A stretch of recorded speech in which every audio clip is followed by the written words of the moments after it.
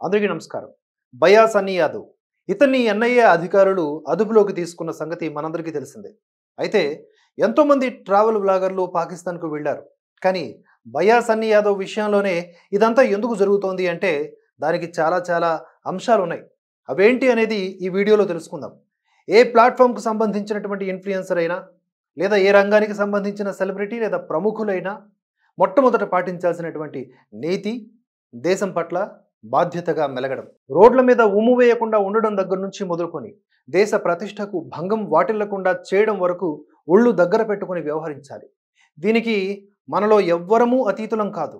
ఇక్కడ travel vlogs చేసినటువంటి వారికి కొన్ని సవాళ్లుంటాయి, కాదనలేం. ఏంటి అంటే ఆయా ప్రాంతాలకు వెళ్ళినప్పుడు అక్కడి సంస్కృతి, సంప్రదాయాలు లేదా వారి ఆహారపు అలవాట్లను మనకు ఇష్టం ఉన్నా లేకపోయినా గౌరవించేలాగా నటించాల్సిన పరిస్థితులుంటాయి.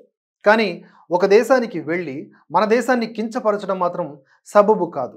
ఒకవేళ సద్విమర్శ చేస్తే మంచిదే. ఉదాహరణకు చైనాకు వెళ్ళినటువంటి వ్లాగర్ అక్కడి అభివృద్ధి మన దేశంలో ఉన్నటువంటి అభివృద్ధితో పోల్చి మనం ఇంకా చాలా వెనుకబడి ఉన్నామని చెప్పొచ్చు, తప్పులేదు. కానీ చైనాతో పోల్చుకుంటే భారత్ ఉన్నత విలువలు కలిగినటువంటి దేశం అనే ఒక సోయ ఏదైతే ఉందో దాన్ని మెయింటైన్ చేస్తూ మాట్లాడాలి. మన దేశం ఏనాడు ఒకరిపై యుద్ధానికి వెళ్ళలేదు, ల్యాండ్ కోసం కొట్లాటలు పెట్టుకోలేదు, చంపలేదు ఉగ్రవాదం పేరిట. ప్రజాస్వామ్యానికి కూడా తూట్లు పొడవలేదు. ఇలా కొన్ని బలమైన పాయింట్స్ ఉంటాయి చెప్పడానికి. అయితే కొన్ని సందర్భాల్లో ఆ దేశంలో ఉండి మన దేశం గురించి పొగిడినా కూడా సమస్యలు రావచ్చు వారికి. కనుక ఆ గట్టు దాటాక సెపరేట్గా మన దేశభక్తిని చాటుకుంటూ వీడియోలు చేసి ఫాలోవర్స్కి చెప్పగలగాలి. ఇలా చేస్తే ఏ ట్రావెలర్కి సమస్య ఉండదు. కానీ డబ్బుకి కక్కుర్తిపడి అక్రమంగా ఆర్జించాలి అనే యావతో దేశానిని కూడా తాకట్టు పెట్టేలా ఆలోచనలు చేస్తే మాత్రం తప్పకుండా తగిన మూల్యం ఏదో ఒక రోజు చెల్లించుకోవాల్సి ఉంటుంది. బయా సన్నీ యాదవ్ ప్రస్తుతం విచారణలోనే ఉన్నాడు. అతడు దేశద్రోహానికి పాల్పడ్డా లేదా అనేదానికి ఇంతవరకు అధికారిక సమాచారం లేదు. కానీ కొన్ని తప్పులు, క్షమించరాని నేరాలు ఈ బయా సన్నీ యాదవ్ చేశారు అనే ఒక వాదన, బలమైన వాదన వినిపిస్తోంది. పహల్గామ్ అటాక్కి ముందు ఇతను పాకిస్తాన్ వెళ్ళాడు, తర్వాత కూడా పాకిస్తాన్కి వెళ్ళాడు. నడుమ బెట్టింగ్ యాప్స్ ప్రమోషన్ చేస్తున్నటువంటి అభియోగాలను కూడా ఎదుర్కొంటున్నాడు. అంతేకాదు జ్యోతి మల్హోత్రా వంటి వారితో కూడా లింకు కలిగి ఉన్నాడు అని అంటున్నారు. ఇక్కడే డాట్స్ మొత్తం కనెక్ట్ చేసుకుంటే ఎక్కడో ఓ చోట ఏదో ఒక తప్పు తెలుసో తెలియకో, ఆశకో దురాశకో చేసి ఉండవచ్చు అనేది నడుస్తున్నటువంటి చర్చ. ఆపరేషన్ సింధూర్ తర్వాత ఇంటి దొంగలు పుట్టగొడుగుల్లాగా బయటకు వస్తున్నటువంటి తరుణంలో ఈ బయా సన్నీ అనే వ్యక్తి పాకిస్తాన్కి, అది కూడా బైక్లో పోయాడు. ఇటువంటి పరిస్థితుల్లో నడుమ ఇరు దేశాలు కొన్ని షరతులు విధించుకుని ఉన్నాయి రాకపోకల విషయంలో. అయినా కూడా ఈయన ఎలా వెళ్ళాడు, ఎక్కడికి వెళ్ళాడు, ఎవరిని కలిశాడు, కొన్నాళ్ళు ఎందుకు కనిపించకుండా పోయాడు, అసలు అక్కడికి వెళ్ళి ఎన్ని వ్లాగ్స్ ఇప్పటి వరకు పోస్ట్ చేశాడు, పాకిస్తాన్ వంటి నరకకోప దేశంలో ఈయనకు దక్కినటువంటి స్వర్గ సుఖాలు ఏమున్నాయి? ఇవన్నీ ప్రశ్నలే. పైగా ఈయన చేసినటువంటి బెట్టింగ్ యాప్స్ అన్నీ కూడా ఇల్లీగల్, అంటే ప్రభుత్వ అనుమతి లేనివి. అందులోనూ పాకిస్తాన్ మూలాలున్న యాప్స్ కొన్ని ఉన్నాయంట. అంటే భారతీయ యువత డబ్బుని ఈ బెట్టింగ్ యాప్స్ ద్వారా కొల్లగొట్టి పాకిస్తాన్ని మేపుతున్నారా ఈయన? ఇదే నిజమైతే ముందుగా ఈ కారణంతోనే మనం ఇతని చర్యలను ఆక్షేపించవచ్చు. పరిధి దాటి ప్రవర్తిస్తే ఎవరికైనా దండన తప్పదు. ఎవరమూ అతీతులము కాదు.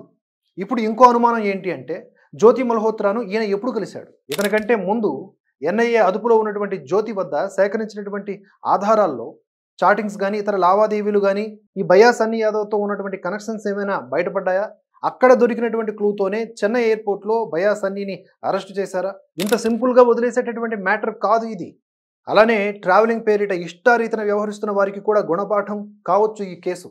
ఇక భారత్ నిషేధించినటువంటి జకీర్ నాయక్ అనే ఇస్లామిక్ అతివాదిని కూడా ఇతడు కలిశాడు. అయితే ఇక్కడ ఒక ప్రశ్న ఏంటంటే ఇతను కోరి అక్కడికి వెళ్ళాడా? వెళ్ళి ఏమన్నాడు? మన యోగా ఆయుర్వేదం గురించి కొన్ని ప్రశ్నల్ని అడిగాడు జకీర్ నాయక్ని. దానికి జకీర్ నాయక్ ఎలాంటి సమాధానం ఇస్తాడో కూడా మనం ఊహించవచ్చు. ఇక్కడ ఈ ప్రశ్న అక్కడ ఉన్నటువంటి పాకిస్తాన్ వాళ్ళు ఇచ్చారా బయా సన్నీకి, లేక ఈయనే అనుకొని అడిగారా? అదలా పక్కన పెడితే ఇక్కడ కాసేపు ప్రతిదీ డబ్బుకి ముడిపెట్టి ఆలోచిద్దాం.